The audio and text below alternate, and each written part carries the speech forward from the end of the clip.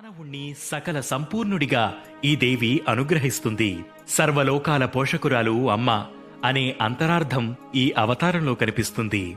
అమ్మ ధరించిన రసపాత్ర అక్షయ శుభాలను అందిస్తుంది. బుద్ధి జ్ఞానాలను ఈ తల్లి వరంగా ఇస్తుంది. పరిపూర్ణ భక్తితో తనను కొలిచే భక్తుల పోషణాభారం ఈమె వహిస్తుంది. అన్నపూర్ణాదేవిని తెల్లని పుష్పాలతో పూజించాలి. హ్రీం శ్రీం క్లీం ఓం నమో భగవత్యన్నపూర్ణేసిత మహాభిలాషిత మహిదేవ్యన్నం స్వాహ అనే మంత్రాన్ని జపించాలి.